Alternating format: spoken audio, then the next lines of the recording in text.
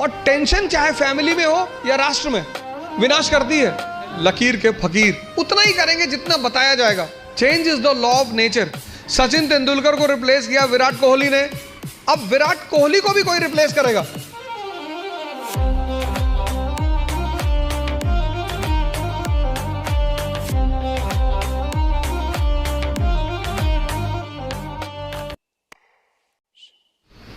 कहावत है हिंदी में, लकीर के फकीर। मतलब उनको एक ट्रैक पे रख दो, वो उस ट्रैक से कभी हटेंगे ही नहीं। उतना ही करेंगे जितना बताया जाएगा, उतना ही बोलेंगे जितना कहा जाएगा।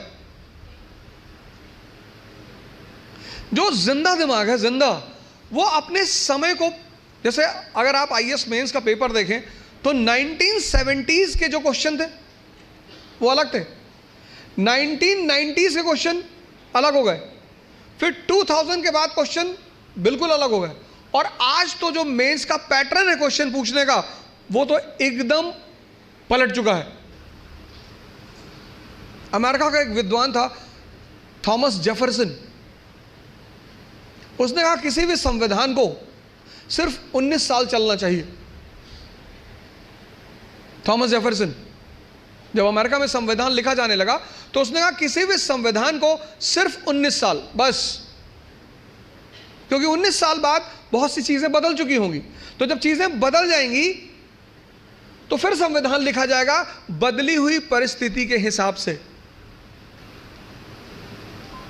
गावस्कर किसी जमाने में क्रिकेट के सुपरस्टार थे, गावस्कर को रिप्लेस किया सचिन तेंदुलकर ने, सचिन तेंदुलकर को रिप्लेस किया विराट कोहली ने, अब विराट कोहली को भी कोई रिप्लेस करेगा। समय की जो सबसे बड़ी चीज है वो है चेंज। तुम्हारी जो परिस्थिति है, तुम्हारा जो समय है, उसको देखना, उस पर गौर करना बहुत जरूरी है। अगर तुम अपने समय को नहीं, उस परिस्थिति को नहीं पहचानते।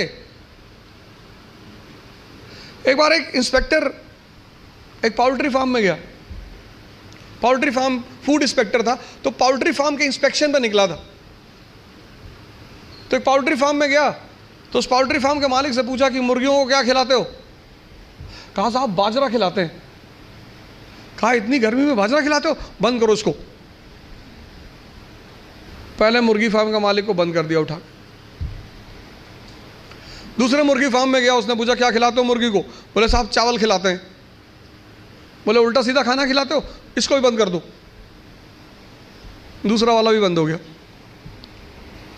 जब वो तीसरे मुर्गी फार्म में एंटर किया, उसने कहा क्या खिलाते हो मुर्गियों को? उसने कहा साहब खिलाते कुछ नहीं, 5-5 रुपए दे देते हैं, इनका जो मन होता है खा लेती हैं। खिलाते तो कुछ नहीं है, इनको 5-5 रुपए दे देते हैं। 17s का क्वेश्चन पेपर अलग था क्योंकि तब इकोनॉमी और सोसाइटी अलग थी। 80s का क्वेश्चन पेपर अलग था क्योंकि तब इकोनॉमी और सोसाइटी अलग थी। 91 के बाद तो ड्रास्टिक चेंज आया, एलपीजी, तुरंत यू टर्न मारा एग्जामिनेशन पेपर ने, और अब एकदम अलग परिस्थिति दुनिया में चल रही। तो अशोक को, जैसे आज हिंदू मुस्लिम ईसाई के बीच तनाव है, ऐसे अशोक को बुद्ध ब्राह्मण और जैनों के बीच तनाव का सामना करना पड़ा। और टेंशन चाहे फैमिली में हो या राष्ट्र में, विनाश करती है। जो तुम आज सिचुएशन देख रहे हो, ये सिचुएशन अशोक के सामने भी थी, तभी तो हम उसे द ग्रेट कहते हैं, जिसको समझ में आ रहा हो। और फिर वो धम्म की नीति का प्रतिपादन, पॉलिसी ऑफ धम्म, और उस पॉलिसी ऑफ धम्म में वो कहता है सार वृद्धि, कि प्रत्येक व्यक्ति को हर धर्म के बेसिक सिद्धांत को समझना चाहिए।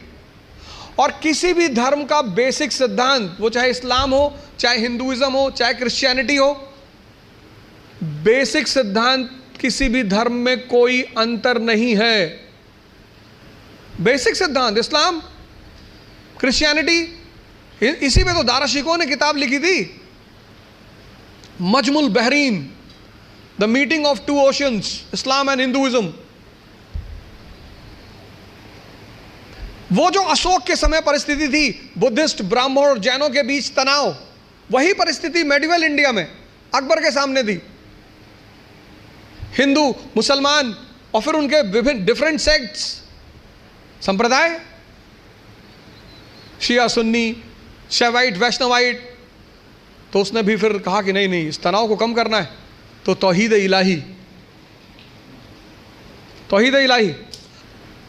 अब जब तुम मेंस में आंसर लिखते हो तो तुम्हें ये कंपैरिजन दिखाना पड़ेगा। वो जो तुम्हारा एग्जामिनी है ना, उसको पता लगना चाहिए कि यार इसने हिस्ट्री से सीखा है। India is a country of unity in diversity. आज कोई हम इस समस्या से परेशान नहीं है, पहले से। और जब जब हम इस समस्या से परेशान हुए, हमारे पास सॉल्यूशन था। परिस्थिति, अपनी प्रेजेंट परिस्थिति को समझना।